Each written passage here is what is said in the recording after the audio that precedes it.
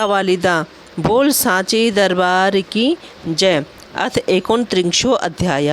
रक्तबीज का वध और निशुंभ का युद्ध क्षेत्र के लिए प्रस्थान। व्याजी बोले, हे राजन, किसी समय शंकर जी ने उस दानव रक्तबीज को यह बड़ा ही अद्भुत वर दे डाला था। मैं उसे बता रहा हूँ, आप सुनिए। उस दानव के शरीर से जब रक्त की बूंद पृथ्वी पर गिरती थी, तब उसी के रूप तथा पराक्रम वाले दानव तुरंत उत्पन्न हो जाते थे। भगवान शंकर ने उसे यह बड़ा ही अद्भुत वर दे दिया था कि तुम्हारे रक्त से असंख्य महान पराक्रमी दानव उत्पन्न हो जाएंगे।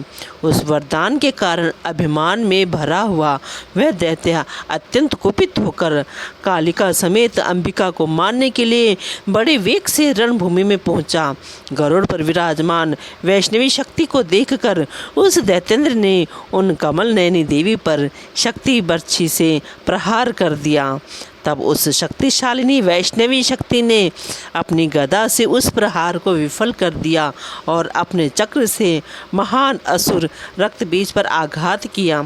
उस चक्र के लगने पर रक्तबीज के घायल शरीर से रक्त की विशाल धारा बह चली, मानो वज्र प्रहार से घायल पर्वत के शिखर से गेरू की धारा बह चली हो। पृथ्वी पर तल पर जहाँ जहाँ रक्त की बूंदें गिरती थीं, वहाँ वहाँ उसी के समान आकार वाले हजारों पुरुष उत्पन्न हो जाते थे। तदंतर इंद्र की शक्ति ऐन्द्री ने क्रोध में भरकर उस महान असुर रक्तबीज पर वज्र से आघात किया, जिससे उसके शरीर से और रक्त निकलने लगा। तब उसके रक्त से अनेक रक्तबीज उत्पन्न हो गए, जो उसी के समान पराक्रमी तथा आकार वाले थे। वे सबके सब शस्त्र संपन्न तथा युद्धोन्मत्त थे। ब्रह्माणी ने कुपित होकर उसे ब्रह्मदंड से बहुत मारा और देवी माहेश्वरी ने अपने त्रिशूल से उस दानव को विदीर्ण कर दिया। देवी नारसिंही ने अपने नखों के प्रहारों से उस महान असुर को बींध डाला। देवी वाराही ने क्रुद्ध होकर उस अधम राक्षस को अपने तुंड प्रहार से चोट पहुंचाई और भगवती कौमारी ने अपनी शक्ति से उसके वक्ष पर प्रहार किया। तब वह दानव रक्तबीज भी क्रुद्ध होकर अलग अलग उन सभी देवियों को तीखे बाणों की घोर वर्षा तथा गदा और शक्ति के प्रहारों से चोट पहुंचाने लगा। उसके आघात से कुपित होकर सभी देवियों ने बाणों के प्रहार से उसको बींध डाला। भगवती चंडिका ने अपने तीक्ष्ण बाणों से उसके शस्त्रों को काट डाला और अत्यंत कुपित होकर वे अन्य बाणों से उस दानव को मारने लगी। अब उसके शरीर से अत्यधिक रक्त निकलने लगा। उस रक्त से उसी रक्तबीज के समान हजारों वीर उत्पन्न हो गए। इस प्रकार उस रुधिर राशि से उत्पन्न रक्तबीजों से सारा जगत भर गया। वे सब कवच पहने हुए थे, आयुधों से सुसज्जित थे और अद्भुत युद्ध कर रहे थे। उन असंख्य रक्त बीजों को प्रहार करते देखकर देवता भयभीत, आतंकित, विषादग्रस्त और शोक संतप्त हो गए। वे सोचने लगे, इस समय रक्त बीज के रक्त से उत्पन्न ये हजारों विशालकाय और महापराक्रमी दानव किस प्रकार विनष्ट होंगे। यहाँ रणभूमि में केवल भगवती चंडिका हैं और उनके साथ में देवी काली तथा कुछ मातृकाएं हैं। केवल इन्हीं देवियों को मिलकर सभी दानवों को जीतना है। यह तो महान कष्ट है। इसी समय यदि अचानक शुंभ अथवा निशुंभ भी सेना के साथ संग्राम में आ जाएगा, तब तो बड़ा अनर्थ हो जाएगा। व्याजी बोले, हे राजन, इस प्रकार जब सभी देवता भय से व्याकुल होकर अत्यंत चिंतित हो उठे, तब भगवती अंबिका ने कमल सदृश नेत्रों वाली काली से कहा, हे चामुंडे, तुम शीघ्रता पूर्वक अपना मुख पूर्ण रूप से फैला लो और मेरे शस्त्राघात के द्वारा रक्तबीज के शरीर से निकले रक्त को जल्दी जल्दी पीती जाओ। तुम दानवों का भक्षण करती हुई इच्छा अनुसार युद्ध भूमि में विचरण करो।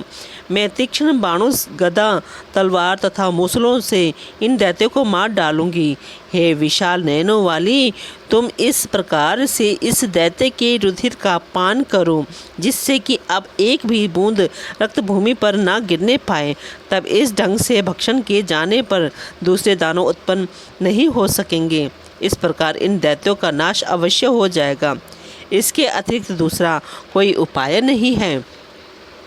जब मैं उस दैत्य को मारूं, तब तुम शत्रु संहार रूपी इस कार्य में प्रयत्नशील होकर सारा रक्त पीती हुई शीघ्रतापूर्वक इसका भक्षण कर जाना। इस प्रकार दैत्यवध करके स्वर्ग का सारा राज्य इंद्र को देकर हम सब आनंद पूर्वक यहाँ से चली जाएंगी। व्यास जी बोले, भगवती अंबिका के ऐसा कहने पर प्रचंड पराक्रम वाली देवी चामुंडा रक्त बीज के शरीर से निकले हुए समस्त रुधिर को पीने लगी। जगदम्बा खड्ग तथा मुसल से उस दैत्य को मारने लगी और कृशोदरी चामुंडा उसके शरीर के कटे हुए अंगों का भक्षण करने लगी।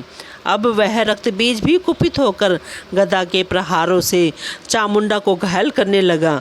फिर भी वे शीघ्रतापूर्वक उसका रक्त पीती रहीं और उसका भक्षण करती नहीं। उस दैत्य के रुधिर से उत्पन्न हुए अन्य जो भी महाबली और क्रूर रक्त बीज थे, उन्हें भी चामुंडा ने मार डाला। वे देवी उनका भी रक्त पी गईं और उन सबको खा गईं।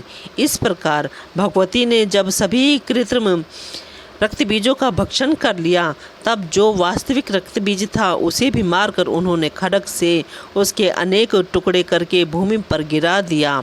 तत्पश्चात भयंकर रक्त बीज का वध हो जाने पर जो अन्य दानव रणभूमि थे, वे भय से कांपते हुए भाग करके शुंभ के पास पहुँचे। उनका चित्त बहुत व्याकुल था, उनका शरीर रुधिर से लथपथ था। वे शस्त्र विहीन हो गए थे और अचेत से हो गए थे। वे हाय हाय ऐसा पुकारते हुए शुंभ से कहने लगे, हे राजन, अंबिका ने उस रक्त बीज को मार डाला और चामुंडा उसकी देह से निकला सारा रुधिर पी गई। जो अन्य दानवीर थे, उन सबको देवी वाहन सिंह ने बड़ी तेजी से मार डाला और शेष दानवों को भगवती काली खा गई। हे राजन, हम लोग आपको युद्ध का वृत्तांत तथा संग्राम में देवी के द्वारा प्रदर्शित किए गए उनके अत्यंत अद्भुत चरित्र को बताने के लिए आपके पास आए हुए हैं। हे महाराज, यह देवी दैत्य, दानव, गंधर्व, असुर, यक्ष, पन्नग, उरग और राक्षस इन सभी से सर्वथा अजय हैं।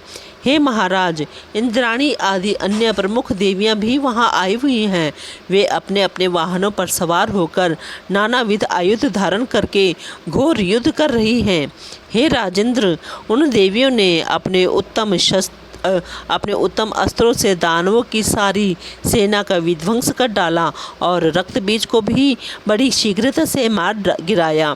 एकमात्र देवी अंबिका का ही हम लोगों के लिए असह्य थी, और अब फिर जब वह उन देवियों के साथ हो गई है, तब कहना ही क्या।